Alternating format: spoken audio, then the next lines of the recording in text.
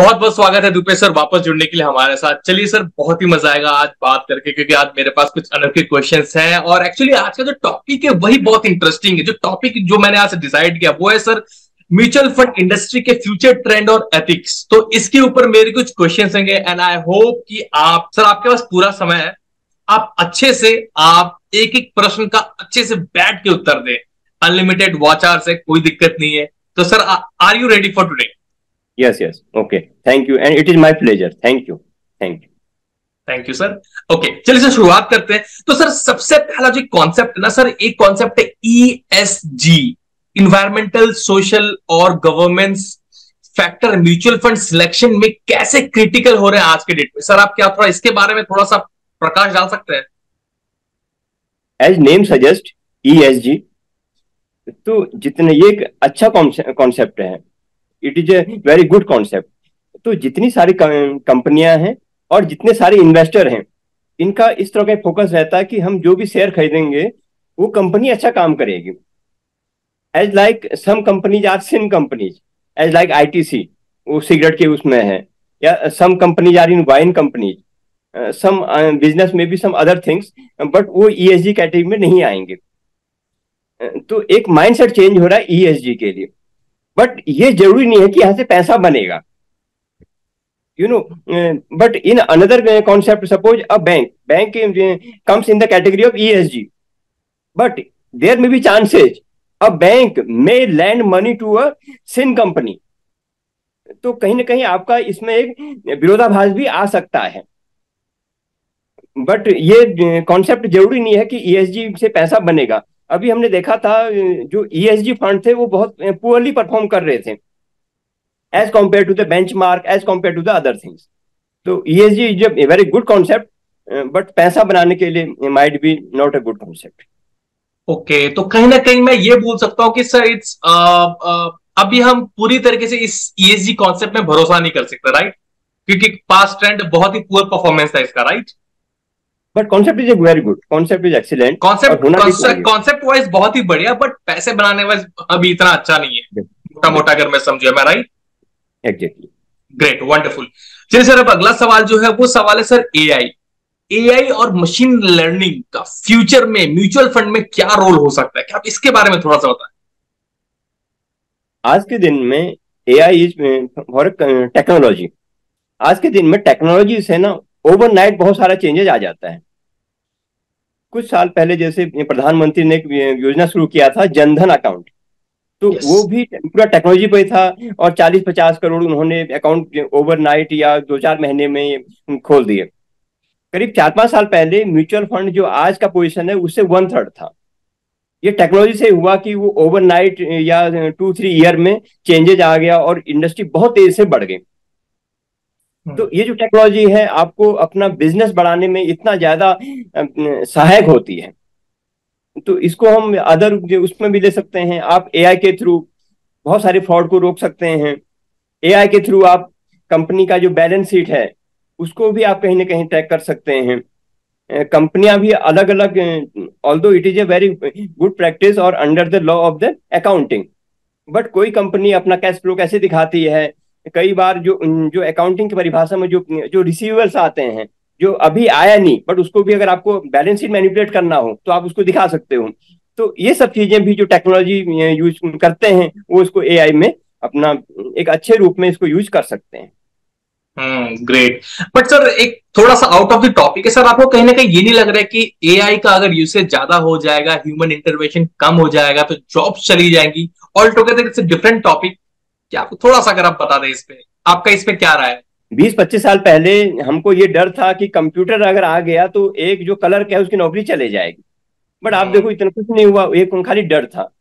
एक कहावत है कि जो बहुत सारे जो चीजें होती हैं वो केवल माइंड में होती हैं, एक्चुअल धरातल पर नहीं आती हैं। इसका काफी अच्छा भी जैसे मैंने एग्जांपल दिया, जो हमारी इंडस्ट्री है म्यूचुअल फंड इंडस्ट्री, वो इतना जो बड़ी है वो due to the AI, due to the technology.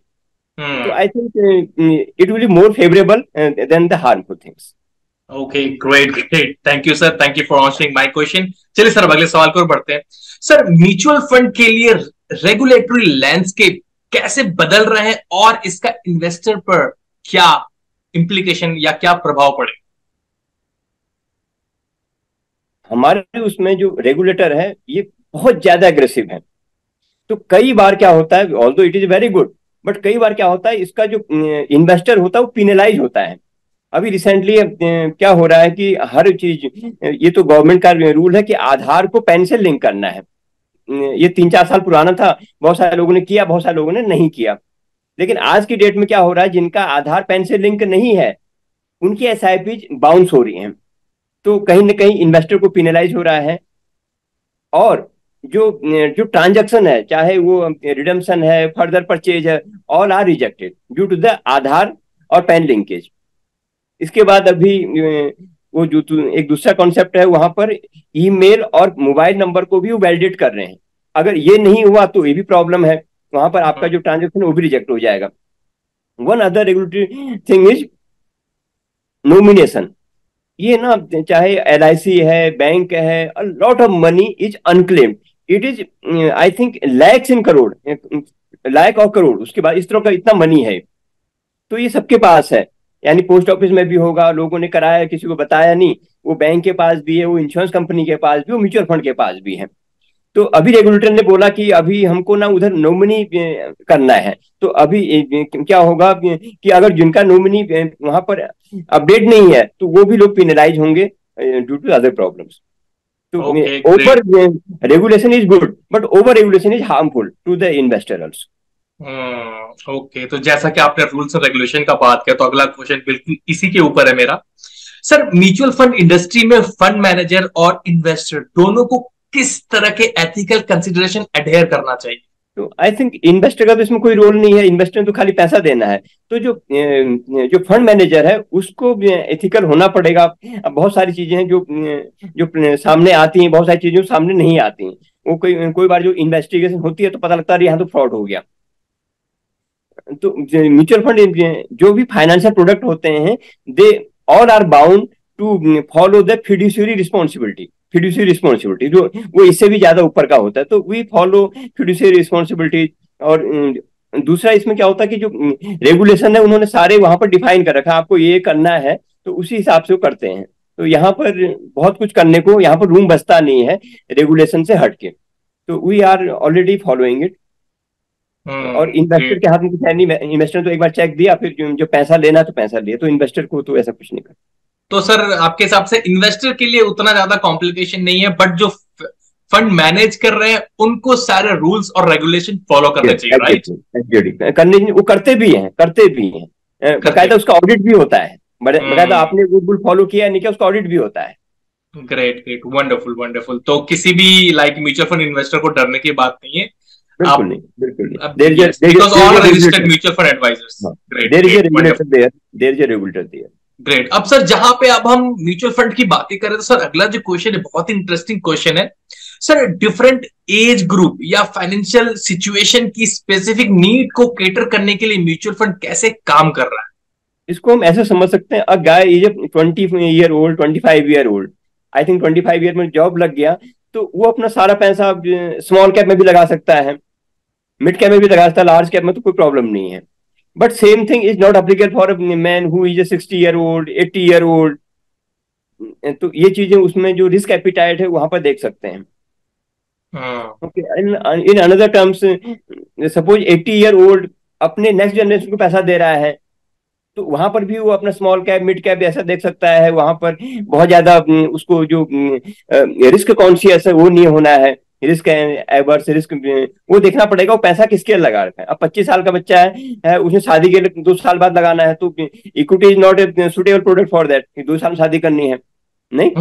तो उसको अपना पैसा वो जो बॉन्ड फंड्स है या जो बैंक एफडी है वहां पैसा लगाना चाहिए। तो ये पर्टिकुलर नीड है कि अपना जो नीड है वो कब फुलफिल हो रहा है। Actually equities cycle is for 5 year या मोर देन 5 ईयर। तो योर एक्सपीरियंस अभी इस तरह का डाटा है, अगर आपका 10 ईयर का एक्सपीरियंस हॉराइजन है, तो उसमें जो उसका नीचे घटने की जो प्रोबेबिलिटी है इक्विटी की बहुत कम है। घट सकता है बट वहां वो प्रोबेबिलिटी बहुत कम है। लेकिन 1 ईयर 2 ईयर में वो कुछ भी हो सकता है, यानी 50-60% प्रोबेबिलिटी होगी ऊपर जाने की भी और उतनी ही नीचे आने की भी। तो ये देखना पड़ेगा कि जो आपका हॉराइजन है वो 1 साल का है या 5 साल का या 10 साल का है। तो इस हिसाब से आप जो वाइज थिंग वो कर सकते हैं। अगर लॉन्गर द होराइजन तो small cap, longer the horizon mid cap और लार्ज कैप तो है। But if you have a horizon for 3 month, घर का खर्चा चलाना है, गाड़ी खरीदना है 2-3 महीने में, तो वहां पर आपको जो अपने लिक्विड फंड्स है, ओवरनाइट फंड्स हैं, they are good for that. Great great. तो मोटा मोटा अगर कहा जाए तो डिपेंडिंग ऑन आर नीड्स, जो हमारी नीड्स है उसके अनुसार हमें डिसाइड करना है कि भाई हमें किस तरह की म्यूचुअल फंड में जाना चाहिए, रिस्की, लेसर रिस्की और मोर रिस्की, राइट? बिल्कुल बिल्कुल, definite definite. Great, wonderful wonderful. Sir अगला जो रिस्की, सवाल, हाँ प्लीज। Risky and volatile. जो वोलेटिलिटी होती है, it is also great risk. या वो ट्रू भी ट्रू। अपने आप को, अपने को कितना सूट करती है, हम्म। पता लगा नींद ही नहीं आई। मतलब ऐसा होता है, 1 करोड़ का पोर्टफोलियो जब 50 लाख रह जाता है, 1 करोड़ का पोर्टफोलियो 30 लाख भी रहा है, तो ये बड़ा एक डेस्परेट पोजीशन हो जाती है। वहां तो पैसा बढ़ाने गए थे, पता लगा बीपी में बढ़ गया आपका, कुछ और प्रॉब्लम्स हो गई, सो मेनी प्रॉब्लम्स, बिकॉज फिर उसको डाइजेस्ट करना मुश्किल हो जाएगा। 1 करोड़ का पोर्टफोलियो अगर 30 लाख रह गया, तो आदमी को समझ में नहीं आएगा करना क्या है अब। वेरी तो ट्रू जो वेरी ट्रू। सबसे बड़ा रिस्क है, शायद वारेन बफेट ने कोट किया है, जो सबसे बड़ा रिस्क है वो ये रिस्क है कि जो आपको पता ही नहीं है, विच यू डोंट नो, तो that was the hmm. Great risk. अगर आपको पता है भाई, जैसे इक्विटी है, उसका बाय नेचर ही है कि ये घटता भी है, बढ़ता तो दैट इज गुड, वो बढ़ने के लिए पैसा लगाया था, बट बाय नेचर ही घटता है। ओके, तो ये पता पहले होना चाहिए, और उसी हिसाब से अपने आप को उसके लिए सुटेबल रहना चाहिए कि भाई घट भी जाएगा तो मेरे को कोई फर्क नहीं पड़ना है। Very good very good. और एक बात मैं एक और यहाँ पे गौर करना चाहूंगा कि बातों बातों में सर ने बहुत बड़ी बात कही है। वो इन्वेस्टर जिनको अपने रिस्क के बारे में नहीं पता, सबसे बड़ा रिस्क वही ले रहे हैं। लेकिन जो डेफिनेटली। इन्वेस्टर जिसको अपने रिस्क के बारे में पता है, वो थोड़े से सेफ भी है। तो अगर आप इन्वेस्टिंग कर रहे हैं, चाहे किसी भी फील्ड में, चाहे ट्रेडिंग में है, चाहे म्यूचुअल फंड में है, चाहे इन्वेस्टमेंट में, आपको अपना रिस्क हमेशा पता रहना चाहिए। बहुत ही बढ़िया सर, बहुत ही अच्छा लग रहा है आपसे बात करके। चलिए सर, अगले सवाल की ओर बढ़ते हैं। अगला जो सवाल है आपके लिए वो है सर, ग्लोबल म्यूचुअल फंड और डोमेस्टिक वंस में क्या अंतर है? क्या आप इसके इंसाइट शेयर कर सकते हैं? एज जैसे इंडियन म्यूचुअल फंड होते हैं, वैसे ग्लोबली म्यूचुअल फंड होते हैं। तो सपोज मेरे को कुछ पता लगा चाइना में कुछ हो रहा है, इससे पहले 2 साल पहले, 3 साल पहले, चाइना के जो फंड थे उन्होंने बहुत अच्छा पैसा बना के दिया। हम्म।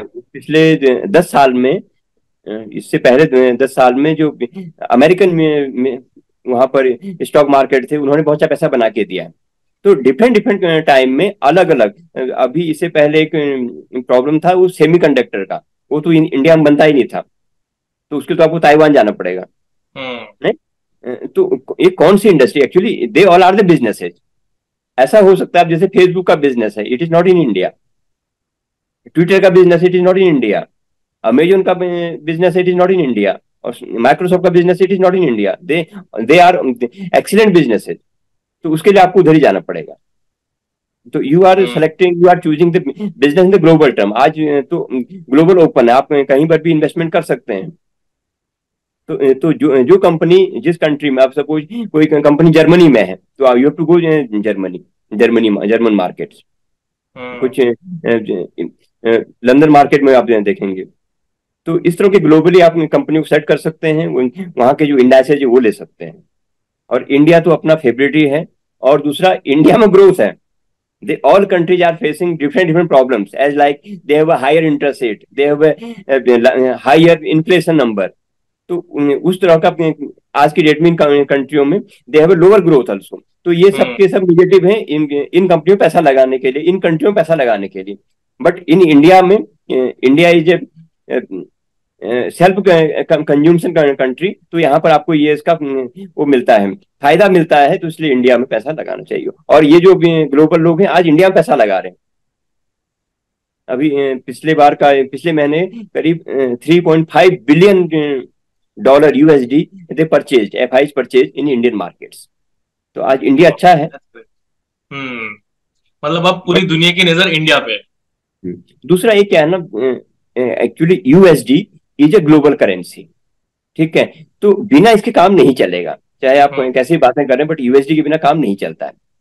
तो कहीं ना कहीं आपको वहां पर भी इन्वेस्टमेंट करना पड़ता है। और दूसरा, आप जब इकोनॉमिक्स का ध्यान रखेंगे, जो हमारे जो करेंसी है वो करीब 6% डेप्रिशिएट हो जाती है हर साल। हम्म। अभी last year around INR and dollar is 79 पैसे और equal to $1, rupees equal $1। Today it is 83। मतलब आपका वो जो फॉर्मूला है वो बिल्कुल फिट फिट बैठ रहा है कि वो 6% आपका कहीं ना कहीं INR डेप्रिसिएट हो जाएगा। तो हम्म। फॉर आपका जो करेंसी है वो बचा रहे, इसके लिए आपको डॉलर खरीदना पड़ेगा या हम्म। USD, US मार्केट में काम करना पड़ेगा।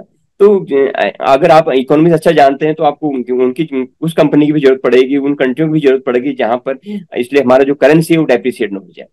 हम्म। तो ग्लोबली भी आपको इन्वेस्टमेंट करना पड़ता है। नहीं नहीं, ग्रेट ग्रेट सर, ओवरऑल बहुत ही बढ़िया फ्यूचर दिख रहा है म्यूचुअल फंड और आप सबका। But yes, at the end sir एक ही सवाल है मेरे अंदर कि सर जो फाइनेंशियल एडवाइजर्स होते हैं या फिर जो म्यूचुअल फंड जो प्लेटफॉर्म्स होते हैं सर, वो ऐसा ऐसा वो कौन सा बेहतर चीज वो लेके आ रहे हैं इन्वेस्टर हम लोगों के लिए कि सर्विस और बेहतर हो सके? क्योंकि कहीं ना कहीं ग्लिचेस तो होती हैं, राइट? चाहे आप किसी भी प्लेटफॉर्म पे खुलवा लें, तो उस पे और क्या बेहतर सर्विस लाने का सोच रहे हैं कि इन फ्यूचर हमें और विद ईज ऑफ एक्सेस हम म्यूचुअल फंड देख सकते हैं, चुन सकते हैं, आपसे कनेक्ट हो सकते हैं? जैसे रेगुलेशन का था, पहले T+3 था, या इन स्टॉक मार्केट T+7 से हमने देखा है। अभी स्टॉक मार्केट में T+1 हो गया है। तो हम्म। इन म्यूचुअल फंड में it is now T+2 for the equity. और जो डेट फंड्स हैं वो तो T+1 हो गया। तो एक तो कन्वीनियंस हो गया। मैं कहीं पढ़ रहा था अभी ये ऐसा कुछ कर रहे कि रियल टाइम में आपको यूनिट अलॉट हो जाएंगे। ऐसा भी हो रहा है, मतलब हम्म। होने का ऐसा है। आज तो अभी डेट में नहीं है, अभी तो T+2 है। आज अगर आपने रिडम्पशन लगाया तो 2 वर्किंग डेज में के बाद आपको पैसा मिलता है। बट इन फ्यूचर ये भी पॉसिबल है कि आपने अभी रिडम्पशन लगाया, आपके अकाउंट में क्रेडिट हो जाएगा। हम्म। ये एक है। और प्लेटफॉर्म तो हो ही रहे हैं, इतने सारे प्लेटफॉर्म यहाँ पर काम कर रहे हैं और सारे यूजर फ्रेंडली हैं। बहुत ज्यादा प्रॉब्लम नहीं है भाई, खाली पैन नंबर तो डालना है। पैन नंबर डालना, सारा कुछ एक्सेस हो जाता है। तो मेरे ख्याल से प्लेटफॉर्म तो ठीक, आई थिंक ठीक ठाक है। ओके। प्लेटफॉर्म की प्रॉब्लम नहीं है।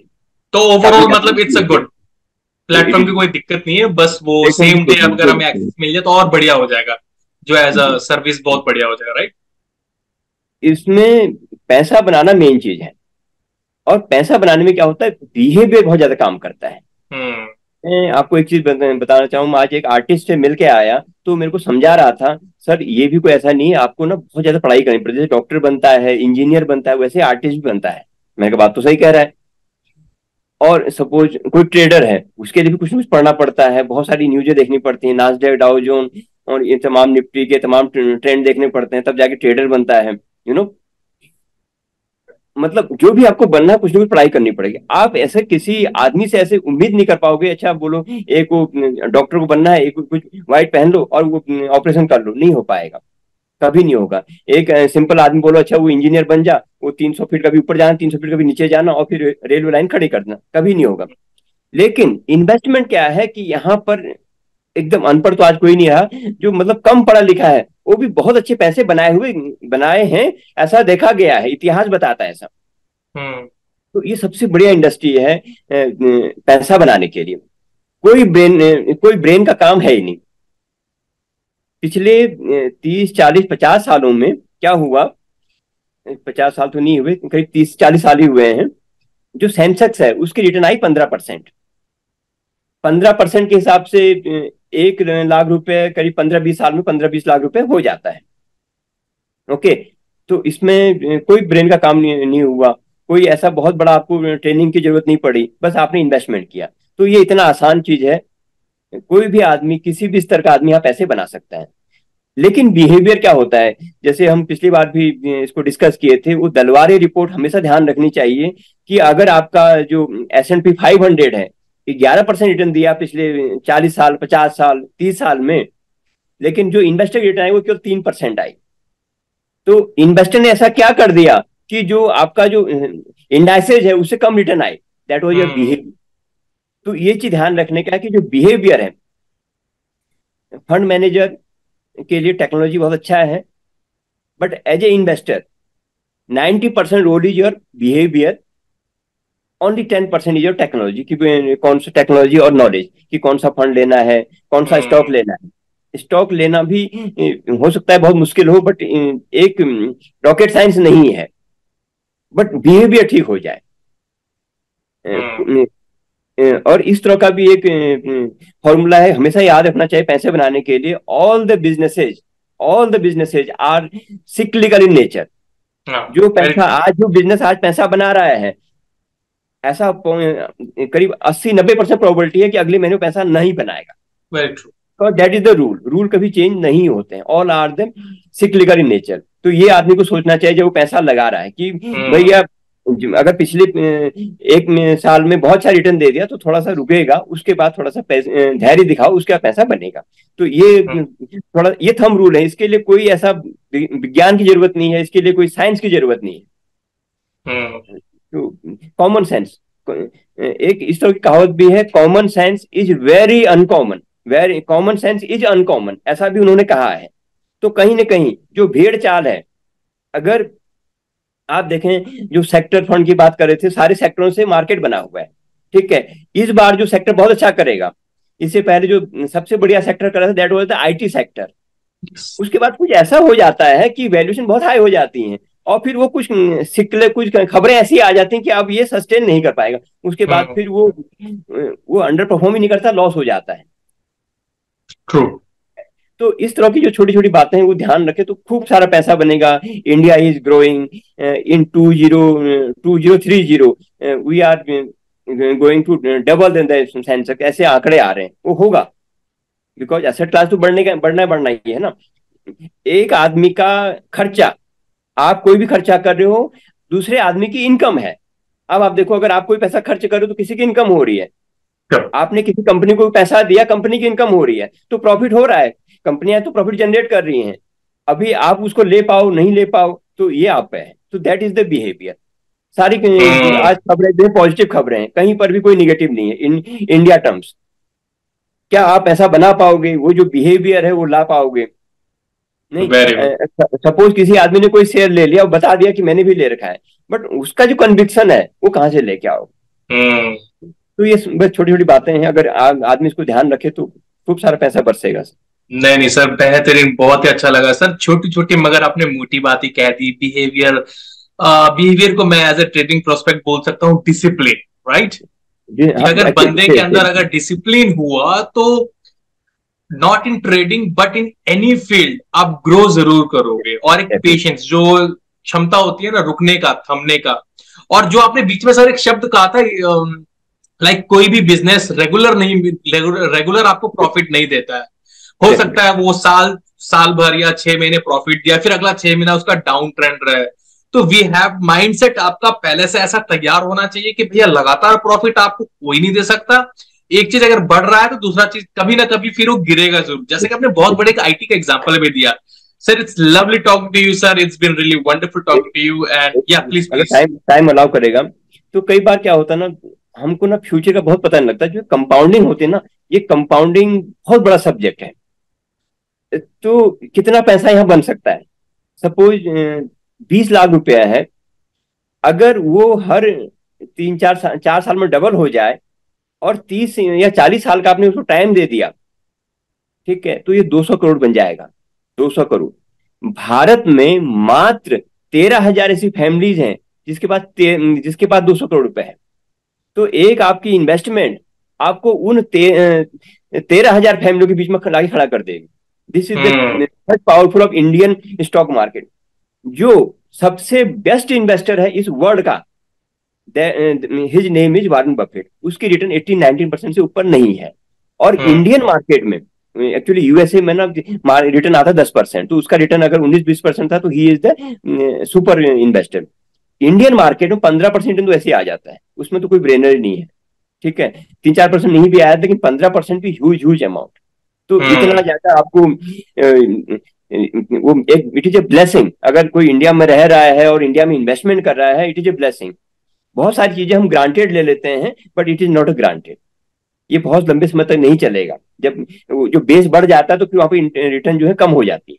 क्योंकि अभी हम्म। उभर रहा है, 3.5 ट्रिलियन की इकोनॉमी है, बहुत बड़ी इकोनॉमी नहीं है। तो यहाँ पर पैसा लगाएं, खूब सारा पैसा बनेगा। और ये इतनी अच्छी खबरें हैं, और हम आते रहेंगे sir. Thank you. Great great, नहीं नहीं सर, बहुत ही अच्छा लगा। अंत में सर मैं एक ही चीज बोलना चाहूंगा कि भैया आने वाला समय टिल 2030 बहुत ज्यादा ट्रिलियन इकोनॉमी बनने वाला है। तो अगर आप इंडिया में हैं तो निवेश का अच्छा मौका है। सलाह नहीं है, एडवाइस भी नहीं है, सजेशन भी नहीं है। दिमाग लगाए सूझबूझ से हमारे चैनल दुबे सर को फॉलो भी करें। डेफिनेटली हमारा पैसा तो बन रहा है, क्या पता आपका पैसा भी बन जाए। Sir is been lovely talking to you sir, Dubey sir. चलिए जल्दी मिलते हैं अगले सेशन में, अगले मंगलवार को मिलेंगे sir. Till then tata bye bye, take care. Thank you, bye, thank you.